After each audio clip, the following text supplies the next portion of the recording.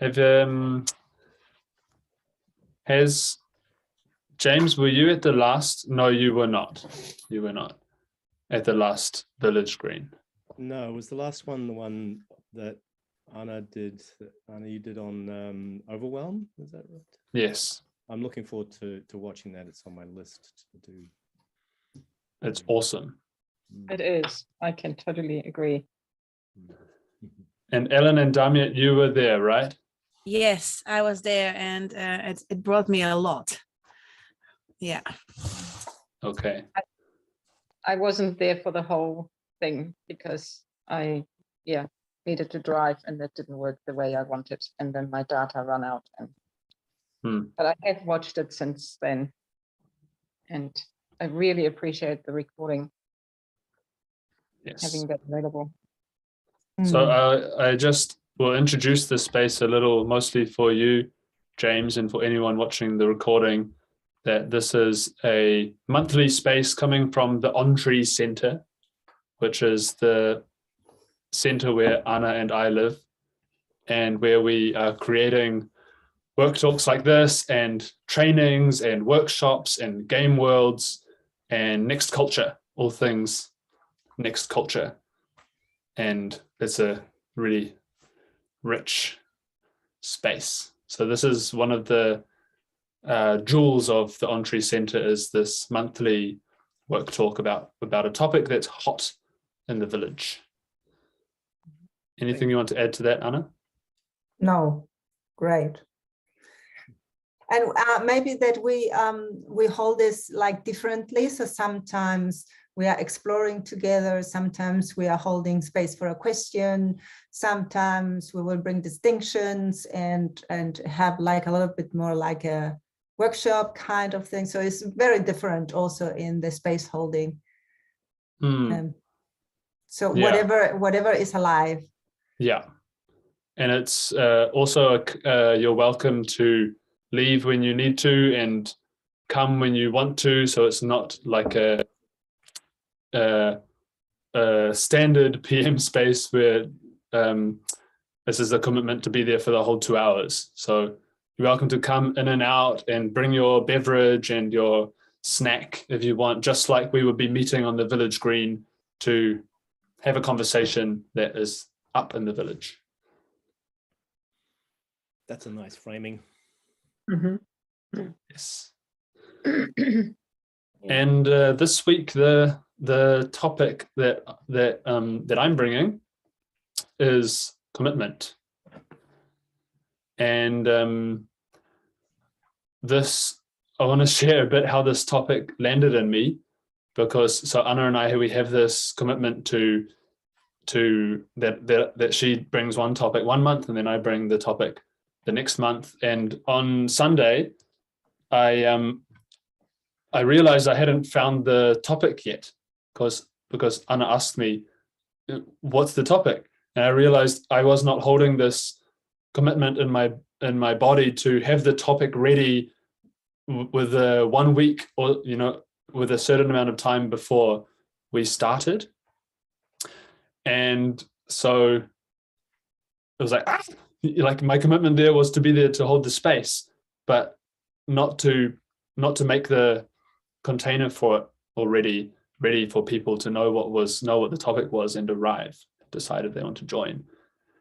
And so when I realized that, I went totally liquid with this new commitment that arrived from that, which was, okay, I commit to finding the topic, to finding what it is. And I asked in the Village Green Telegram group what was, if anyone would give any feedback about what's up for them, and got a few replies and let them digest in my system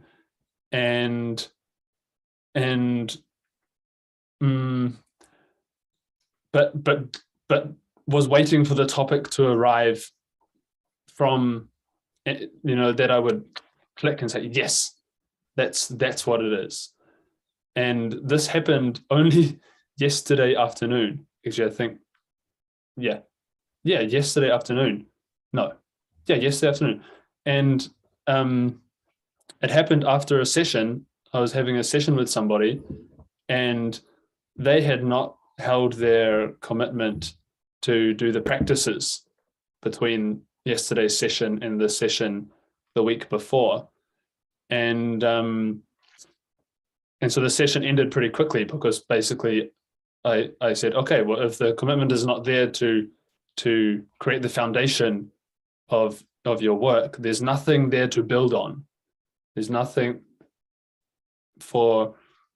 there would be no point in bringing new distinctions into the space or new practices into the space if you're not holding the foundation of what you're already doing. And I asked them, well, what was in the way? What blocked the commitment from happening? And a few things came up. And I'll kind of come back to that later. But after this 15 minutes short session, I just had this word come in my system, commitment. And then in the next 5 seconds, Anna was next door talking to somebody, and she said commitment twice. And so this topic just arrived in the space from the universe. And it was because I was committed to finding the topic. And then came this next question, well, what is the name of the work talk? Because last time we had this sweet, sticky swamp of overwhelm, and it really like clicked with what the work talk was going to be about. And I came with this name, the vast open skies of radical commitment. And I had this anger in my bones, this fire, like, yeah, radical commitment. This is like how much is possible when I would commit radically to something, and anything is possible. And there's no reason that would block me from my commitment if I'm really behind it. And this came and brought this idea that, okay, maybe there are levels of commitment in the same way there are levels of responsibility. So for example, there would be a child level commitment, and I thought, okay, well, what would that be? And maybe this would be a commitment that I only hold if I remember. So because often I'll ask Gabrielle or Amelie to do something, and they say yes, and then at the end of the day it's not done, and I say, oh, Gabrielle, why didn't you finish the dishes? And he said, I forgot. And so this would be like a child level of commitment. And so a lot of adults are doing this as well, I think. Do you know what I mean by that? Yes. Yeah, it takes intention to remember something, to actually Yes. ensure that Yes. it gets the right attention. And then I thought, what would adult level commitment be? And what came is a commitment that it's followed through, it's not forgotten, but it's within reason. So for example, I would buy the house if I have the money and the income, and the bank will give me a loan, and there's this reasonableness to it, and I want the house, I need the house to live in. And so that would be an adult level of commitment. And then, okay, so what would be extraordinary and radical level commitment? And that would be that the reason you could also commit to things that are unreasonable. So, you do not have the income to buy the house, to get the right size loan, or you want to go somewhere in the world to remember a story from Anna, how Anna came to New Zealand, and this was like leaving a really functional and well-flowing lifestyle in Germany and going somewhere like where her box did not want to go. And the commitment, so the commitment to get here and to start a life here was unreasonable. It did not make sense in the reasonable world. So maybe that's radical commitment. And yeah, so then that was stuck in me, this idea. And but it felt a bit like, okay, but then radical commitment is too big. It's like a mountain, and you say, I commit to a mountain, but it's over there and it's going to take me 10 years to get there. And it's so big, and you have to be a warrior and turned on to hold a radical commitment. And it's like felt like a bit of a fantasy world about that. And something then started churning around in me, which is, I think we all have commitments. We're all committed to something, but you're either committed consciously or unconsciously. So if you're not committed consciously to something, it means to know what you want, to know what you want to create, even if it's, whether it's something within the possibilities of your box or something that's outside the possibilities of your box. You're either consciously committed to that, or you're unconsciously committed to something else. And that made things feel more simple. So this has been kind of my liquid state with what is commitment. And so, for example, if like the Entree Center was a good example for me, because before the house came up for sale, I did not consider the possibility that I could buy a house, because in my box possibilities was this reasonable logic that I don't have enough money yet. But first I have to get a higher income, and have a higher savings, and then I can consider buying a house. So it meant I could not commit to owning a house, to being a house owner. And then things had to change because the house came up for sale. And what did that mean? It meant that I was unconsciously committed to the limits of my box, actually. It didn't mean it wasn't just that I was not committed to something. It meant I was committed to something else, which was my box's limits of, I can't own a house until I have a certain amount of money. Hello, Erilyn.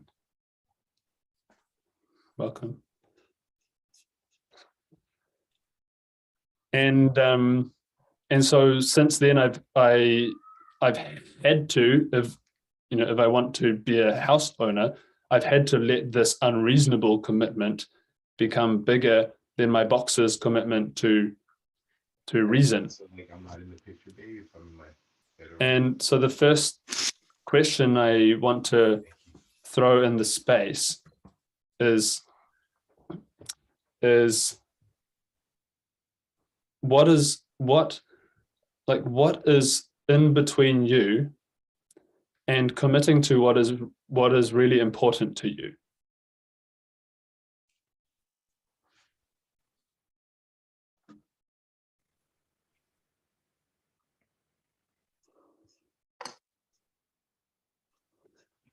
And that's a real question. So please share what the first thing that comes up for you. Well, the first thing that comes up for me is the gremlin. What is it that's important, Ellen, that the gremlin's in the way of? Well, my unconsciousness around the gremlin's doing. And yes, it's the consciousness around the commitment and what my gremlin is putting into the space. So yeah, the lack of consciousness, I guess. And what is like, what are you committed to? Like, what is your being committed to? That you said there's a lack of consciousness. That's the unconscious commitment to your gremlin. Well, what would your being be committed to?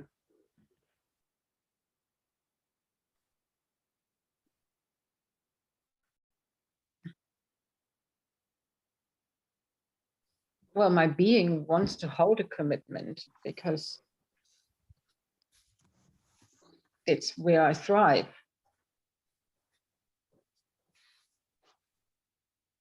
What is in the way is though the real unconsciousness of the gremlin part in my actions.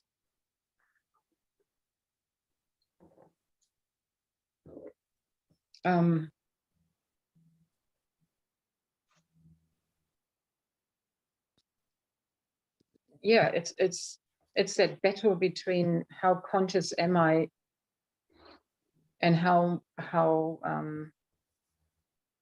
skilled am I using my gremlin in a supportive way, or giving him, yeah, the task to support my commitment rather than being unconsciously the victim of him boycotting, especially when it comes to commitments that are threatening my box or becoming sort of edgy. For example?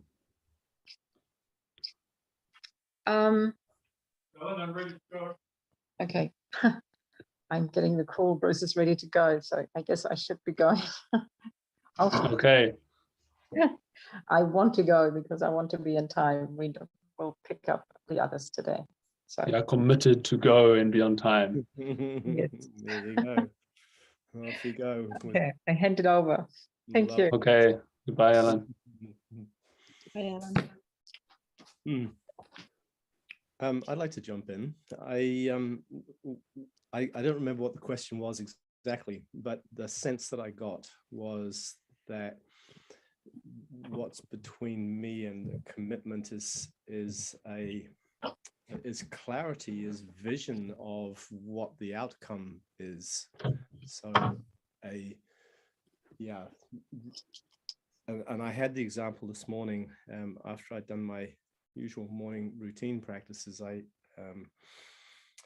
thought about where I wanted to be with my work, and I started to get very, very clear on the vision of it, and feel what that would look like when it was accomplished. And the result of that was that I had an incredibly productive morning in that I was holding the larger vision instead of holding or unconsciously committing to a small me. And I was working with the information that was coming in a way that was enlivening. Yeah. Would you share what the vision was, like what the bigger commitment was, James? Yes, I will. It was to grow the coaching service for this this information management framework that I've developed, to grow that so that I am onboarding 20 new people per month. And that was that it felt so big at first, and then it felt that's possible. I could feel the possibility of it. And I think the commitment is to keep returning to that conscious vision. And I've had an experience of that years ago. I took on a project that was way bigger than me, than I was capable of, and yet I found a way to do it. And I think the only reason that it became possible was that every day I committed to meditating on the feeling of having achieved it. I literally would feel in my body, how would that feel to have completed this massive project? Yeah. And just holding that feeling was enough to keep me moving forwards and find creative ways to achieve it. Thank you. Thank you. Anyone else want to share? Erilyn, did you get the question? I'll say it again. The question was, what is between you and committing to what's important to you? What's between you and your commitment to what's really important to you?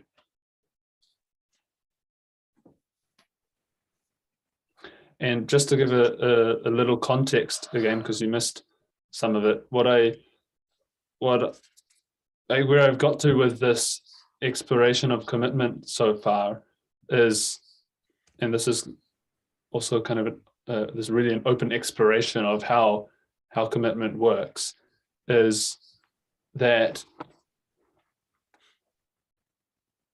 what is in the way of a being commitment, of a conscious commitment, is maybe just unconscious commitments.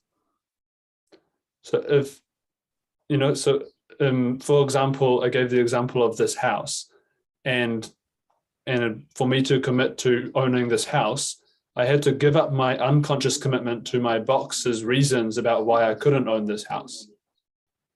And when I gave up that commitment, it became possible to commit and really become a different person, a person who could own a house. And I had to become that person before being able to commit to owning it.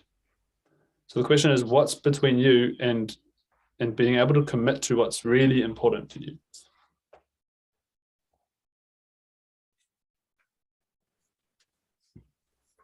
I think what's in the way for me, because first I was thinking nothing, I am committing, and then the next thing is actually what comes up is unconscious fear.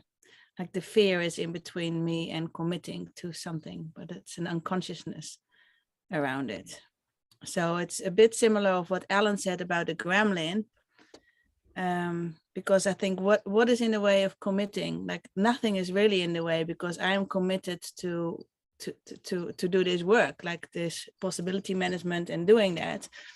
And what I notice is what is in the way of doing the practices is that I may be overcommitting to how much I'm doing, and then the practices are in the way in the sense of like, oh, I got so easily distracted, so I go from one thing into the other thing and then to the other thing, and that's actually a gremlin action for not totally being focused.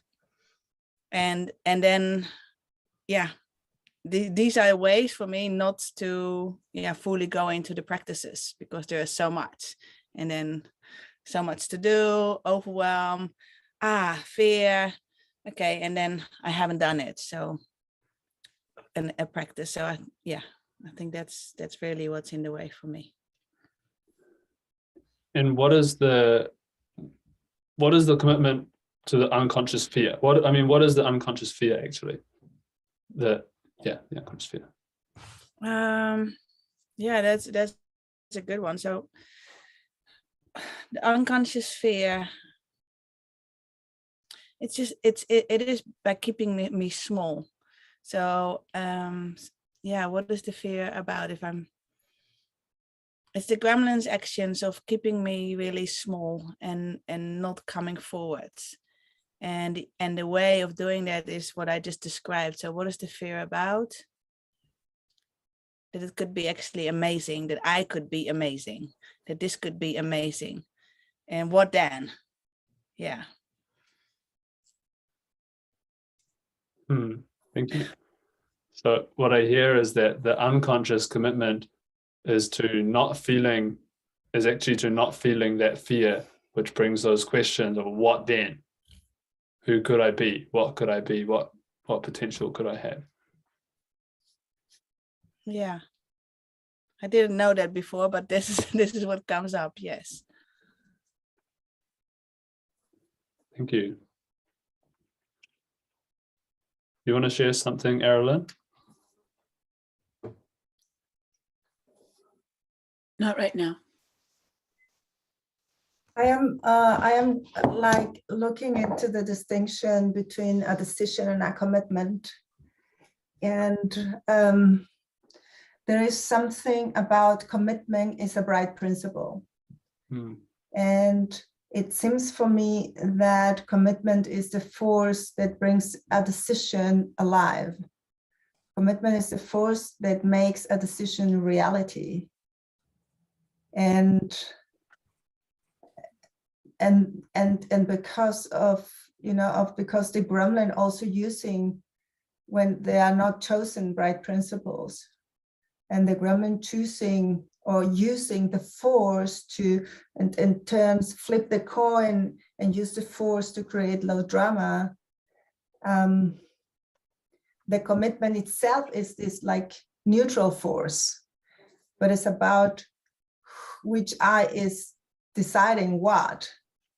And the power of commitment is depending of how deep the decision is that I take. If I take a decision with my mind, is different if I take a decision with the 5 bodies, where when this decision really take place and the commitments flow through me, it reshapes my energetic body. So I am not the same person anymore. And it seems for me like the commitment, by flowing through my energetic body, it shapes my box, it reshapes also. And it changes it changes, all of what is possible for me or not is possible for me. My whole limitations are readjusting.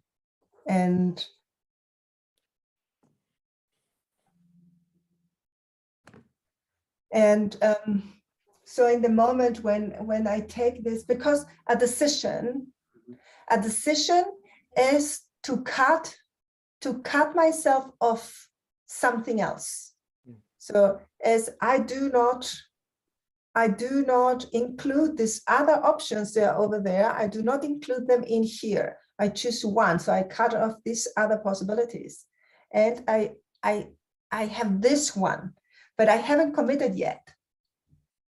So when I commit to this new decision, as when I really I let this be in my whole system. I am this decision, and the commitment just is this force that reshape. And through this reshapement, it is because it's how it is possible that I don't need a sticker anymore. I don't need a reminder anymore. I don't need, because I became a new person who holds that commitment, holds this decision in the cells, in the energetic cells, in the physical cells, in the emotional cells.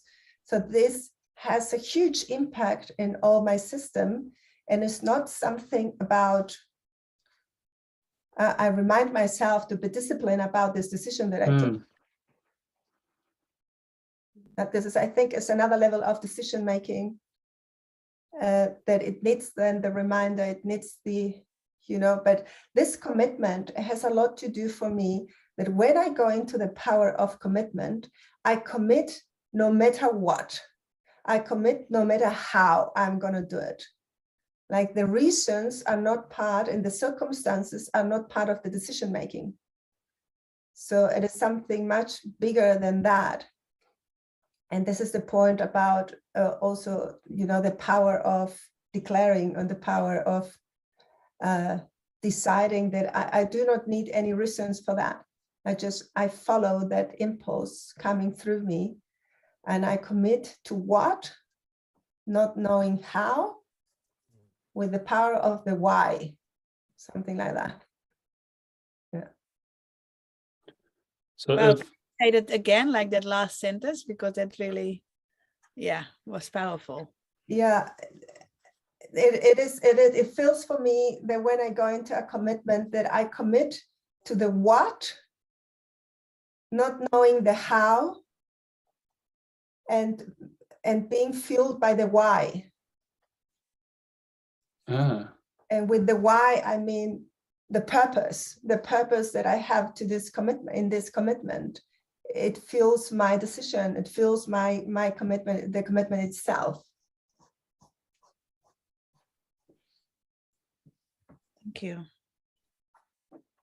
I think that's when the magic happens. I think that's when the universe answers, the universe responds with the how. It's yeah. And yes, and I feel that the purpose for me, this morning, the purpose was very clear. Well, the purpose was to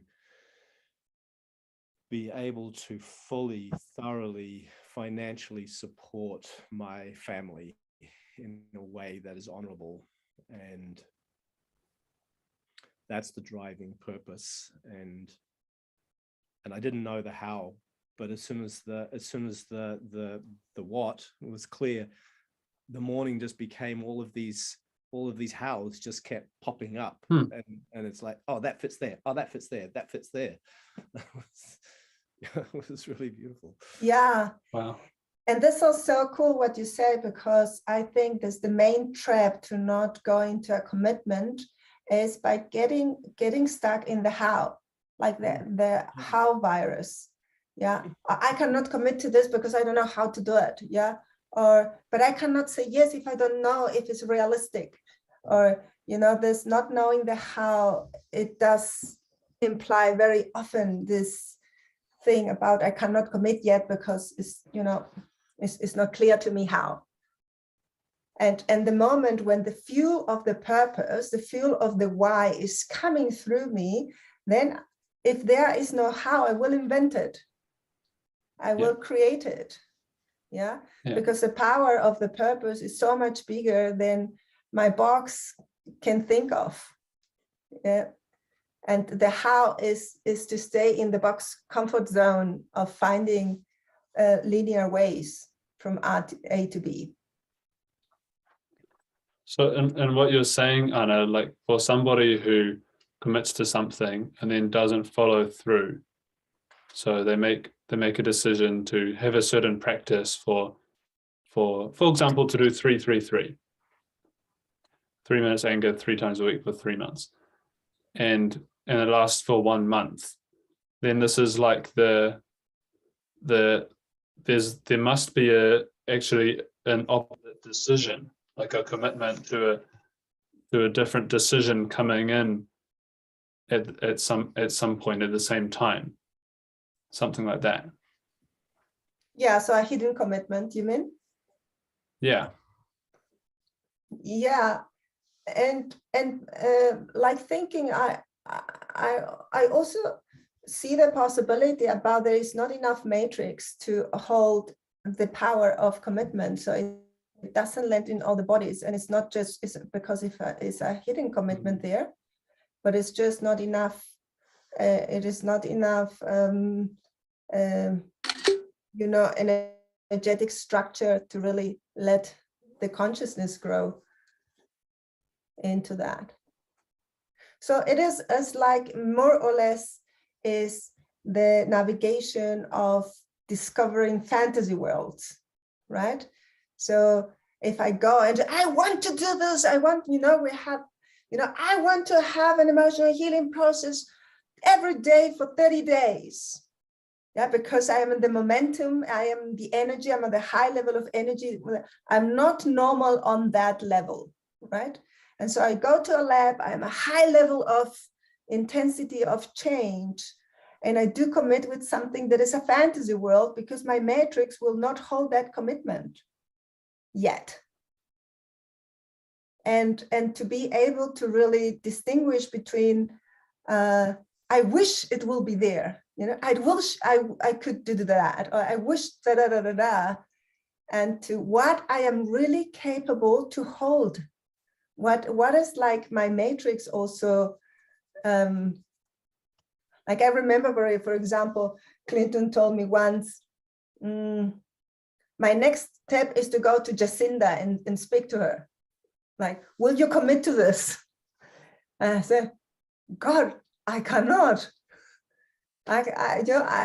No, I have no metrics for that to commit to this. It's such a, I sense that if I let this decision land in myself, it's such a huge liquid state for me that my box limitation was too strong.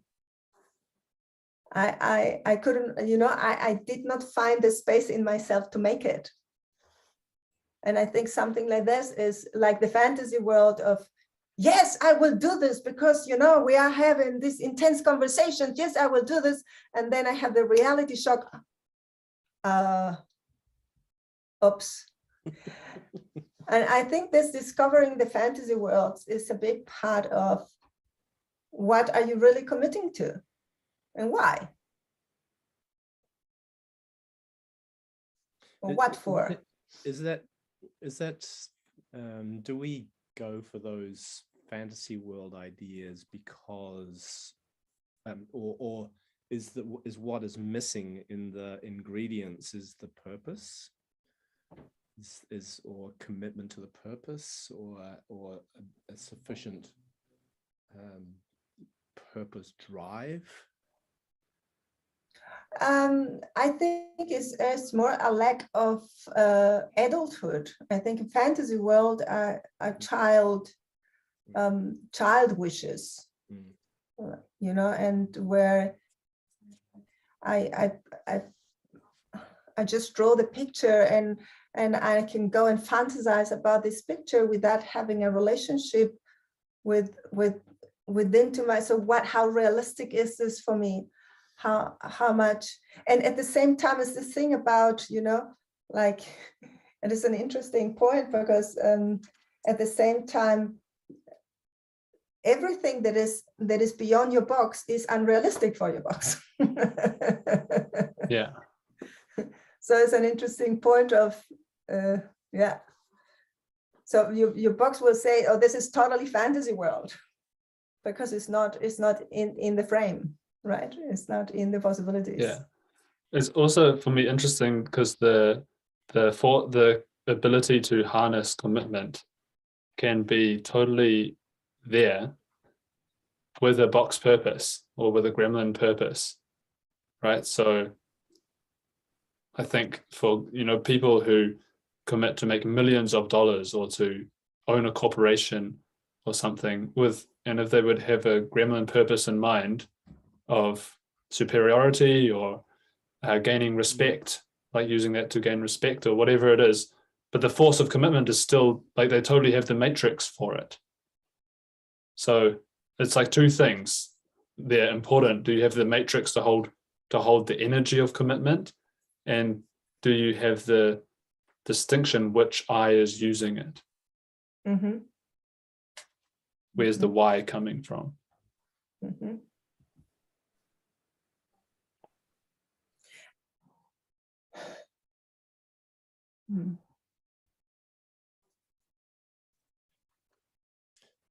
I think I may have overlooked something might have heard something about the matrix to make this possible. Can you expand on that or repeat something you may have said that I might have missed? Well, for example, to have access to your conscious anger, because to hold the it feels like to hold your you have to be able to be centered. No, you don't. But this is interesting because you can have a hold of commitment but not be centered actually. It takes some level of conscious anger to hold the container where the commitment can come through into your life. So a conscious commitment, you mean? A conscious commitment. Right, because we're talking about conscious commitments. So it needs conscious anger to hold the framework to hold a conscious commitment that you don't let your attention off it would be one thing. you don't forget about it, and then also that there's enough energy you can hold how much energy can you hold to go towards it. And I think it's good to land the will you land the distinction of matrix? Matrix is like the for me the greatest way to imagine it is like if you were a sail on a boat, and the how finely woven this, so the sail would be the structure that which consciousness can grow on it. Let me restart.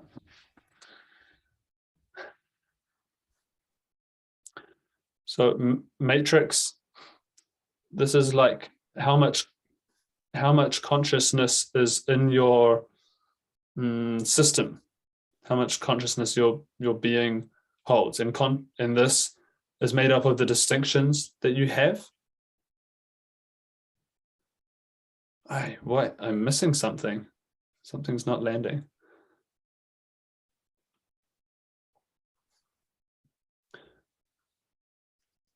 Can you give me a I need a hint. Phone a friend. Give me a starting point. Well, I think you are doubting yourself about what I am saying, and Yeah. just let one thing at a time. So matrix is an energetic structure.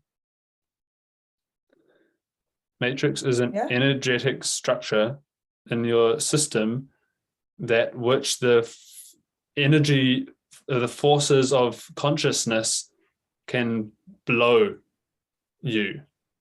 So the more this energetic structure is established and interwoven, like if this was a sail on a boat, the finer the mesh is, the more the wind can catch it.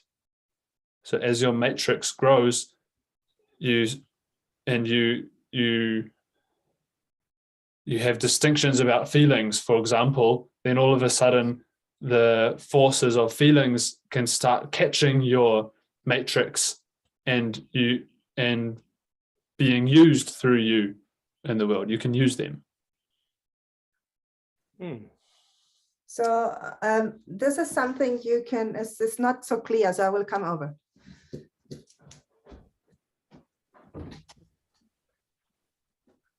It's just because it's good to have a thing here around that, yeah? So if this is magic.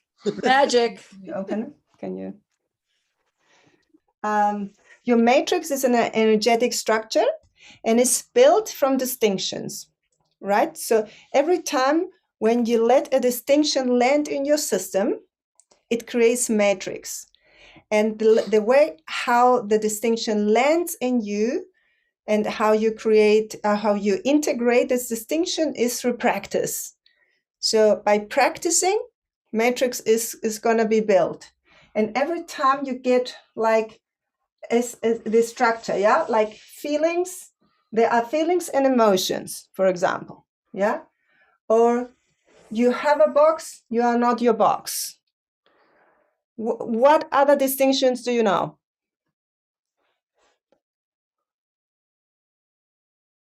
All of you, what can you say? You have a gremlin. You have a gremlin. And what about the gremlin? What is the gremlin? Is the king of the underworld. Bang. There are shadow purposes and bright purposes. Okay, bang. What else? What do you say? What do you say, Damiet? Can't hear you, Damiet. Can you say that again, Damiet? Still can't hear you. Erlen, can you hear Damiet? Oh, we cannot hear anyone. Is your thingy with the headphones? Okay, doesn't matter. Let us close that thing. Then you can put your headset on. Okay.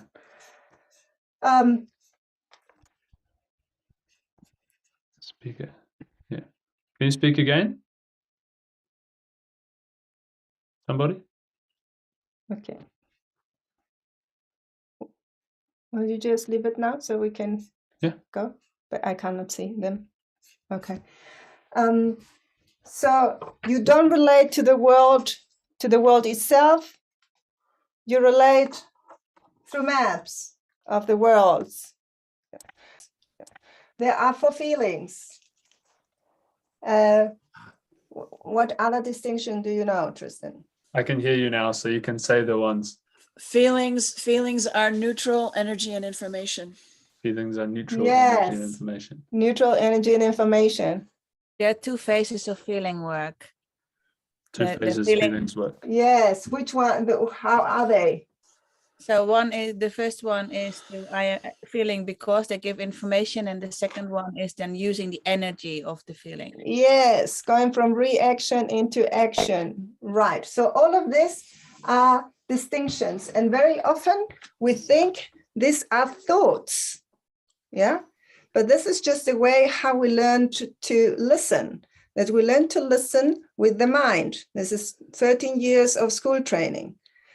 But all of the distinction, they bring an energetic shape. This is an energetic information itself. And with this energetic information, the consciousness can grow on it. So the consciousness, the more distinctions you have, the more consciousness can start to grow like a flower, you know, like your beans, they are growing, or your cucumber, they are growing on these racks, right? Trellis. Yeah, and if you don't have one of those, they are not really, as a few of them, also in my garden, they are getting the fruit is getting mold, is getting rotten. Yeah. So if you can use the consciousness is going to grow on the matrix, and the matrix is built from distinctions and your practice. And that's why it doesn't make any difference in you if you have understood everything, but you are not applying the stuff. Yeah, it doesn't grow matrix. The integration is based on the practice.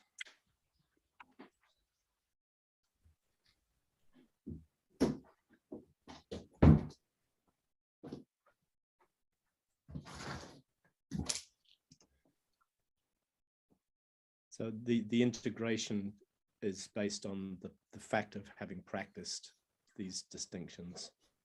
Yeah, the integration is part of the practice. Yeah. Thank you. That was really helpful. So if I have, for example, I don't have so much, you know, this is my limitation in my box is I don't have enough of those recs to go and talk to Jacinda, not even to try to do it. Right? This is my box freaks out. The first thing that I cannot do it, I never can, you know. It's like I don't even see a chance to do that. So I don't have enough matrix to say yes to this commitment. It will be a totally fantasy world to do it. But there's something there as well, which is that you could say yes to the commitment and commit to it, and but let go of how that has to happen and when it has to happen. Exactly. And this is what every commitment does, right? So every commitment is going on the edge of your box. Everyone, because you are committing to something that is not there yet. So, and this one, it was just too scary for me. So I listened to my box and I said, nah, I have other stuff to do first before I go and I speak in the beehive. But I could have said yes, and I go through the whole necessary liquid state to make it happen. Yeah, it would have been possible. So I'm just because this distinction I brought in before was that you're either committing consciously or unconsciously. And what I'm getting now is it's more about you're either deciding unconsciously or consciously. And you have to decide consciously to commit.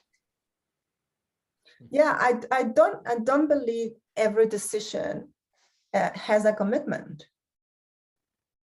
I don't think, or it's maybe Right. a level of commitment that you spoke Yeah. about it at the beginning, you know. But so if I see commitment really as the force of the bright principle that comes through you as a storm and just take your hopes and you become another person through this Yeah. decision that you took.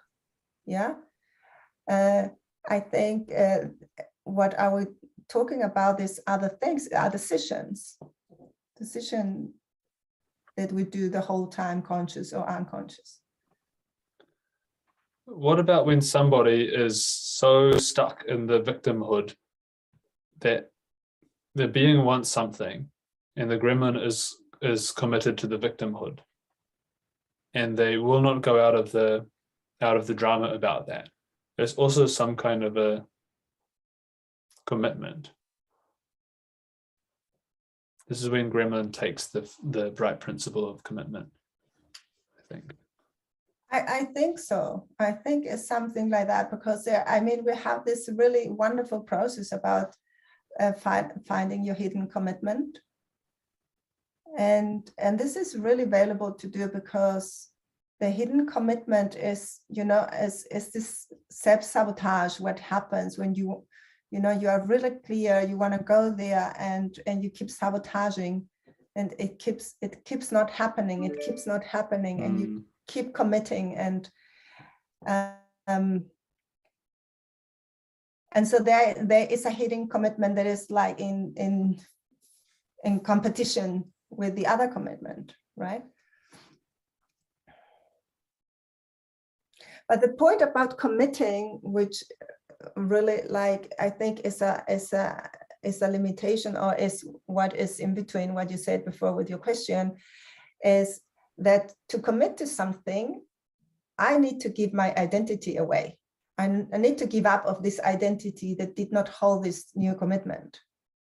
And I think this is a scary thing to do, because when I commit, I shift my identity in the moment when I let the force of commitment come through me. And I think this is to give up also when it's an identity that it did not serve my purpose. And, you know, to give up the familiar identity, which I am living maybe 40 years or so. Yeah. It does have this box attachment. Who am I if I'm not this identity? Yeah. And I think the box has so many blah, blah, blah, so many reasons there to not let it happen with blah, blah, blah. I mean, there is this thing about, you know, like possibilitators in New Zealand. Yeah. And so many people, they are possibilitators. They don't want to commit to the possibilitator training because of a box button of I don't like online spaces. So if I commit to the possibilitator training, for example, and I go there and I don't know how I'm going to make it, but I know this is what I'm living for, to create next culture. And then I have to give up this identification of having the box button of not liking online spaces. Then this identity will shift and has consequences. Right? Then I don't like this online spaces. And this is like, you know, a conflict within the box structure.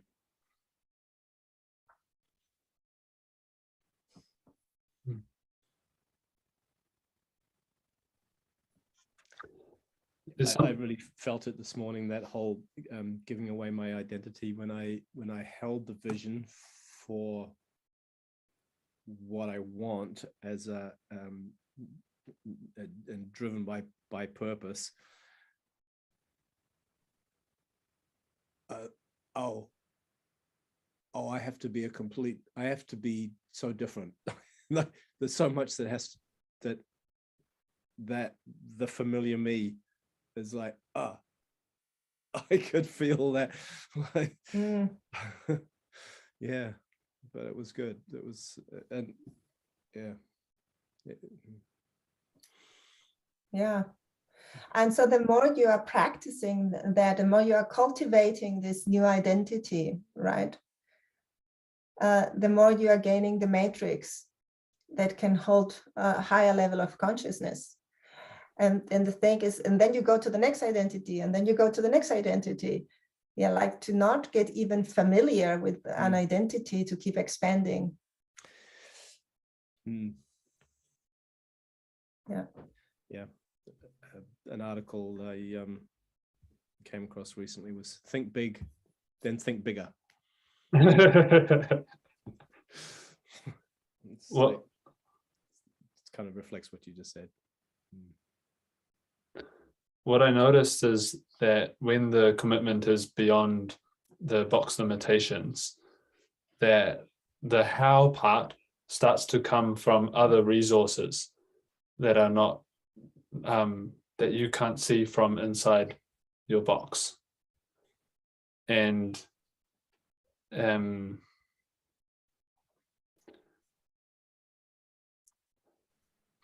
what about that?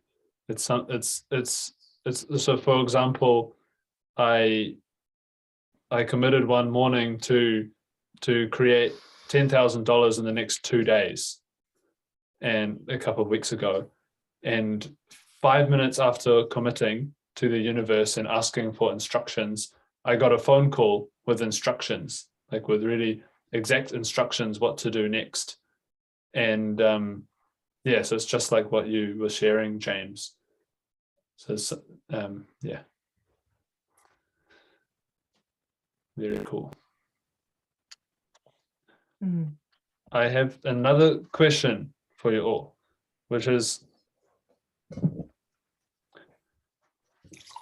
what is important to you, but that you have not committed to yet fully, because it's outside what your box thinks is possible?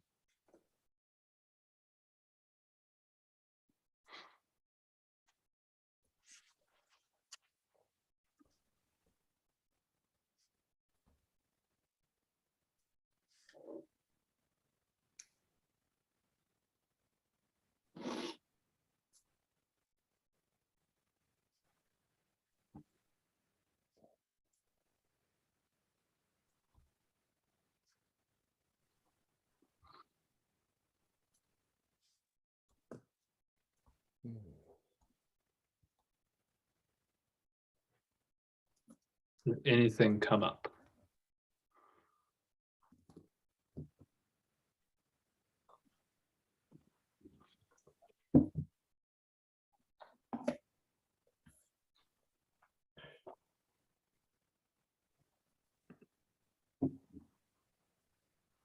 When I start thinking, it's more my box that comes, and then that's exactly like the not, my box cannot imagine that. So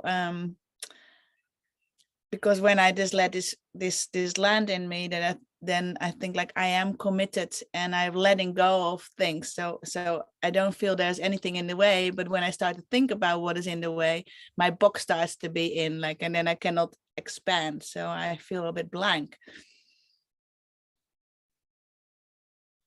So it's like blind for you to see what is beyond what your box sees as possible.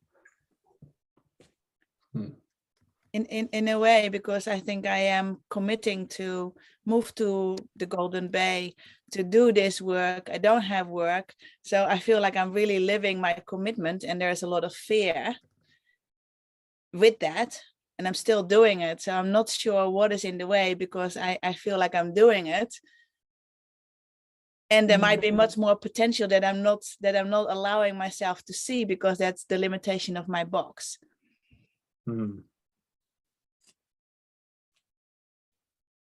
Thank you. Well, how are your results going?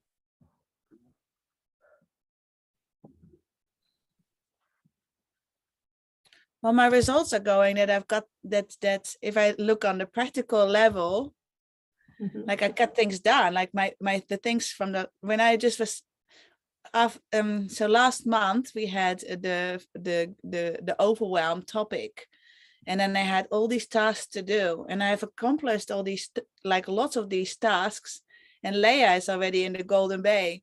So in that sense, there is there is movement towards that, and I'm learning, and being in the Fear Club and the Gremlin Club, and so yes, it's going, and I still feel like the result is now in feeling that I feel pretty alone while Leia is gone, and I feel pretty like, like so much to be aware of my gremlin. So I can't say that I feel more joy. I feel more fear. Mhm. Yeah, so the results are going in a practical level, they're going well, and on an emotional level, maybe even worse. That I think like, really feeling that. Oh, okay. Yeah. I have a question, Damiet, which is because this commitment to doing the work and going to Golden Bay, right? It's two commitments you said.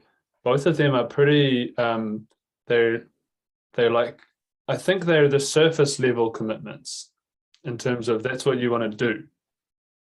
But what is the commitment behind? So, for example, what possibility are you committed to that comes with moving to Golden Bay? What my purpose is? What the purpose is of that? Is that the question?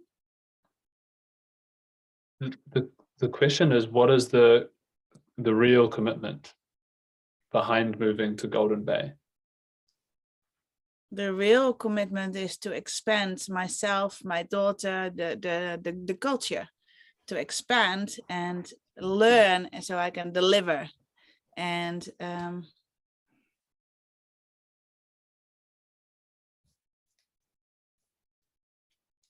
seeing an opening in there, a change for myself, a change for other people.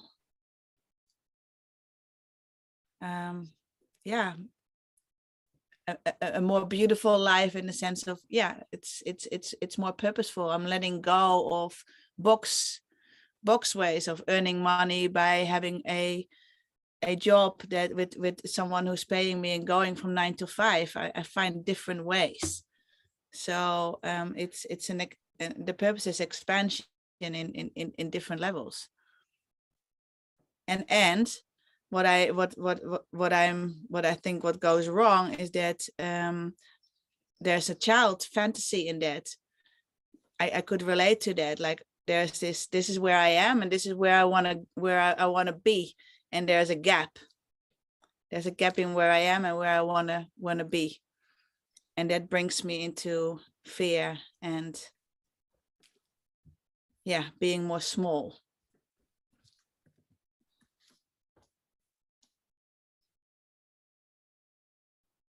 I didn't get how that part came up. Is that what you were talking about, with that you're not happier because this smallness comes up? Is that what you meant?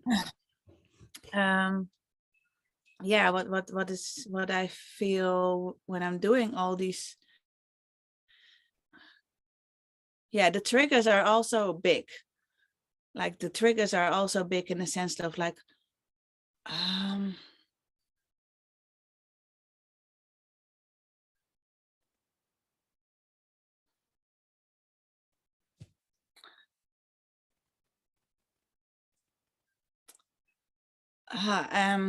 feel some sadness is coming up. I feel sad because I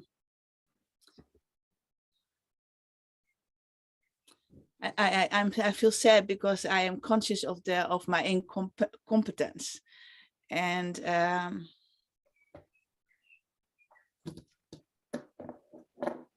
feel sad because I'm actually here alone now, and I'm doing this work, and I'm not there yet, and there's all these problems that I need to overcome. So that feels more like victim, but it's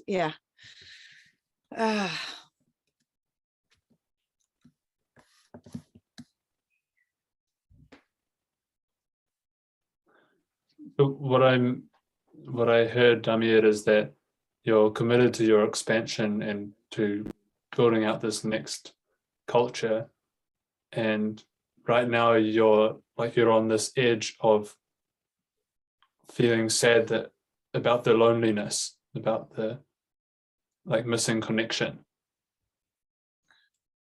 And so it's like then your identity right now does not have the possibility of having the connection part of it as part of your bigger commitment.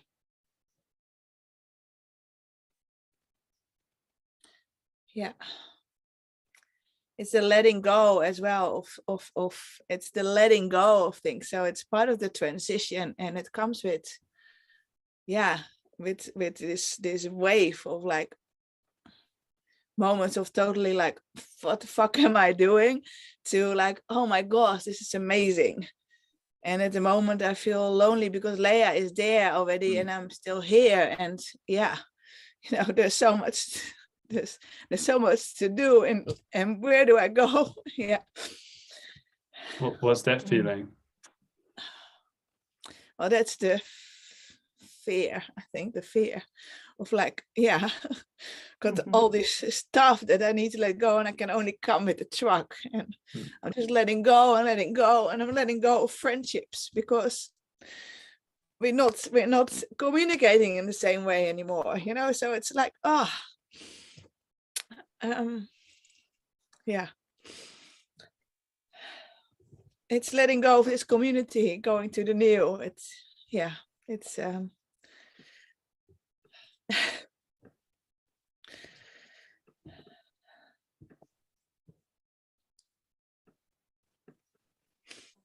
Hi, Anna.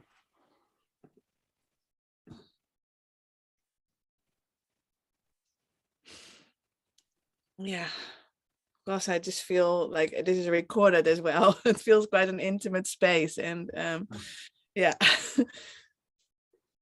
And I know that other people will watch this, and I'm aware of that. So yeah.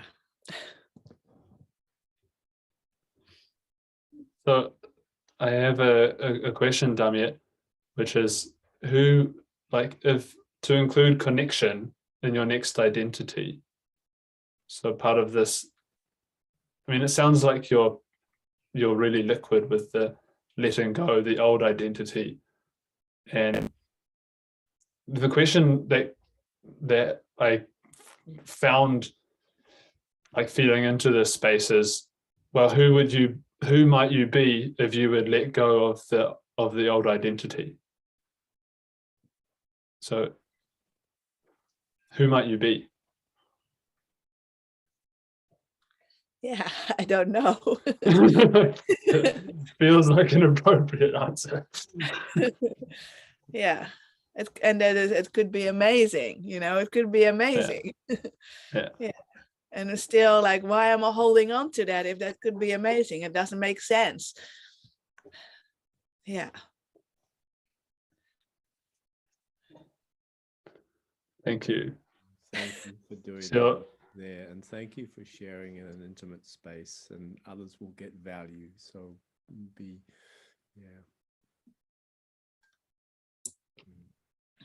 Thank you. Thank you, James. hello, Joe. Hello, Tristan, Damiet, Carolyn, and James. Hello, Joe. So just to maybe come to an end there, Damiet, it's what I hear is that you're letting go of an old identity in service of your commitment, and you don't know what the next identity is just yet. You will discover that. Yes. Thank you. Thank you.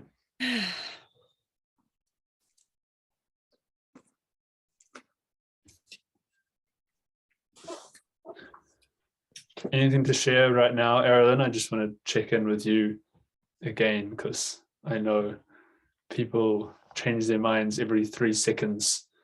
So you might have something you want to share by now. I don't want to share today. Thank you. Okay.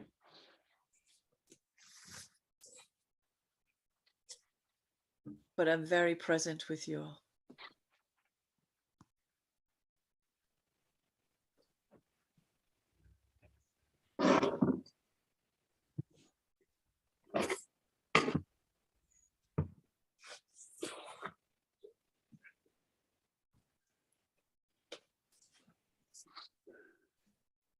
So we're on the question about what might you not have committed to right now because your box says it's impossible. And the example that I gave earlier was this, that I was not committed to owning a house until 3 weeks ago because unconsciously my box had this belief that it wasn't possible until I had enough money and a good enough income to own a house. And then the house came up for sale, and now I shifted this, I let go of that belief, that the unconscious decisions, and made a commitment to be a house owner already, and let the how. And so this is one of the distinctions we've discovered here, that Anna brought in, was that the commitment is to what, and then the force that drives the commitment is the why this is important for you, and then the how comes. You don't know how that's going to come. You don't know how. You don't have to know how. So that part can be somehow handled by the universe, because the universe changes shape in response to your change of shape when you commit to something.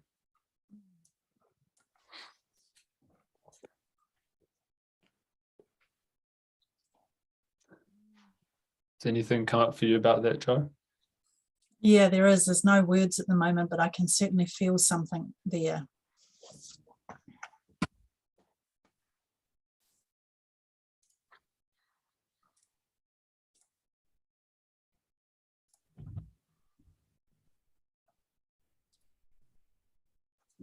There's something around not committing to myself. Like, I know I have this capability and I don't, there's something that holds me back from committing fully to myself and what it is that I want. There's always something that gets in the way which says, no, you can't do that. Or it's like I hold myself back from committing. And I'm not 100% clear on what that is at the moment. Who would you be if you were committed to yourself? I would be this really unstoppable force on the planet. I would be really present and taking different action to what I take now. For example?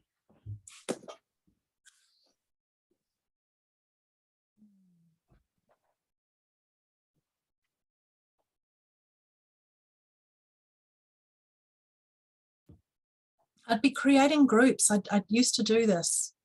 I'd be creating groups of people, bringing people together and connecting people up and really consciously building something different. Building a community of people with like mind, with wanting to go in a similar direction. And I guess I have this opportunity with possibility management, but I haven't actually, I'm doing it more for me rather than what I used to do. My focus is more inward and on myself, where my focus used to be more outward and on others. And I actually really miss that outward focus on others. I really, there's something really, it's like I get lost and wrapped up in myself, and I miss this beauty of connection, of watching other beings connect and watching myself connect and how that feels. Yeah. I feel like I'm going backwards to go forwards. It's interesting, because when you say that, what I hear is that actually you are committed to yourself, and your commitment to yourself is more right now of an inner commitment to your inner work, like this, I don't know, I think this kind of incubation space is pretty, for example, I've been doing some work with a permaculture course, and a lot of the focus is on the outer permaculture, so the designing the landscapes. And then during the course, there were these dramas that came up, and feedback that coming to the tutors that could not be received, and resentments building up between tutors and between the participants and tutors, and it totally limited the community that could happen. And it still happened, a lot of community, but it was limited by the inner structures that were lacking in the people in the space. And so I think this is a valuable way to be committed to yourself as well, is to build those inner structures, those inner foundations, the inner energy flows that come through your system, so you can navigate things like drama and the bright principles of what, to have your system designed in a way where your bright principles can flow into the spaces you hold in your community. Something came in for me then when you were talking. It was around, I think I've often been around people who have been of similar like mind, similar boxes, if you like, to mine. And so life's just cruised on. And I think part of where my life is at the moment is I'm hitting up against other boxes. And so what I'm getting from what you're saying is that my inner navigation is actually helping me navigate those box bumps, I guess I'll call them. And hi, James. And that it's like there's a restructuring inside. I really hear that, so thank you. I didn't have that before. I really appreciate it. Sounds like you're expanding your box, Joe. Yeah, it doesn't feel like I am though. Oh, maybe I am. Yeah, I probably am, but subtle, lots of subtle bits, and it's hard to Hi, Damiet. Bye. Bye, Damiet. Yeah.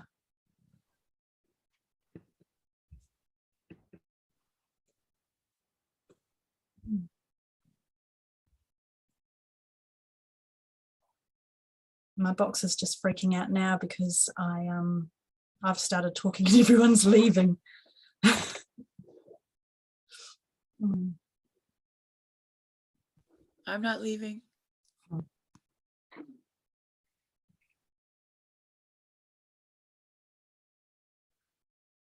Yeah, valuable, Tristan, what you shared. Yeah, thank you. But I heard you say that it feels subtle, and your box doesn't like that, because what I heard is your box would want it to impact other people, be more external. No, it's more that it's subtle. I don't notice the change, and I would like to notice the change. It's like, am I ever going to get where I'm going? But if I look at myself, I am starting to get where I'm going. Things are, there's been a big shift just in the last couple of weeks. Yeah. And, maybe I don't see that as box expansion, and maybe that is box expansion. Okay, so from what I've seen, Sorry? From what I've seen, I would say so. Thank you. Yeah, thank you.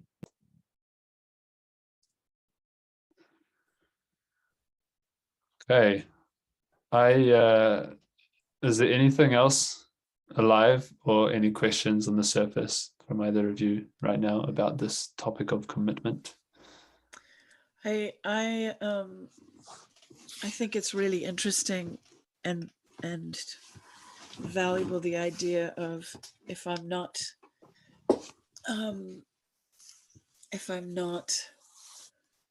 committing to what my being wants or what I really want, then I I am committing to other things, other smaller things. I really like that. That's a really good distinction, actually.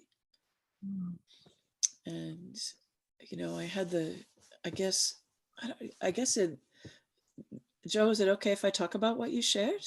Are you comfortable with that?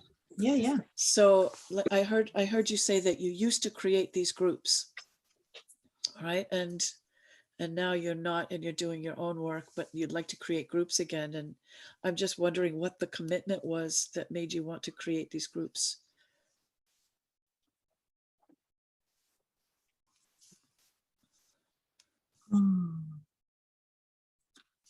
To have people around me to have something bigger than just myself, to have this Yeah. connection with other people.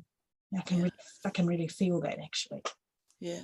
And I can feel the sadness of not having that the way I want it in person.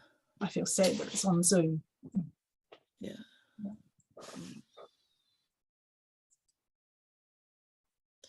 I guess I was thinking about, you know, if we look at it with what you're pointing at, Tristan, like whatever we do, we're committed to something, whether it's conscious or unconscious. You know, whether I'm committed to keeping myself small and uncommitted, I'm committed to not committing, or committed to hiding, or committed to giving others my power, or which keeps me from committing to the things that actually would create the thriving in my life that I want. And I find that really, you know, to see that it's responsibility, isn't it? It's a distinction about responsibility as well, because if I'm not committing, then I'm responsible for what I am committing to. Yeah, I think what I got out of it is if I'm not consciously committed to something, if my being's not committed to something, then my gremlin's using my commitment, using the force of commitment for something else. Right. As when commitment is a force of nature, like a source of energy that you can use. Yeah. So that would totally make sense with what you're talking about, Erilyn, when you say like committed to being small, or to being a victim, or to climbing a hierarchy. So all of those would be gremlin commitment for shadow purposes, for unconscious purposes. Yeah. And I guess discovering the benefit of those would be really valuable, right? Right. Yeah. Right. Yeah. Because that would be the identity you'd have to let go to choose a new identity of using the commitment consciously. So how does that relate to your exploration of energetic gremlin foods, Erilyn? Oh, I don't know.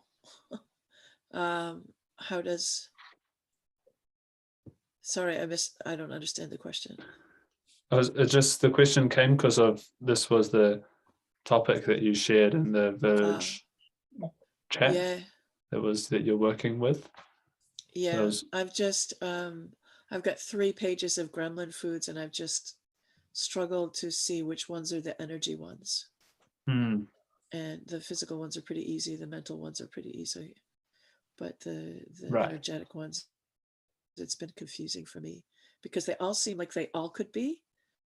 So and I think, you know, I missed the first 15 minutes or so, but you know, I'm wondering if you have any, or Joe have any idea of why for some people even the word commitment feels like a death sentence, like a prison, like a you know, like Anna was saying, when you decide on something, that means you cut off everything, other things, because you can't have everything. So when you decide on something, you have to cut other things off. I need my food. Okay. All right. Okay. So can you prepare them and send them to them? Yeah. Okay. Anna needs her Zoom account now. Let's finish the recording.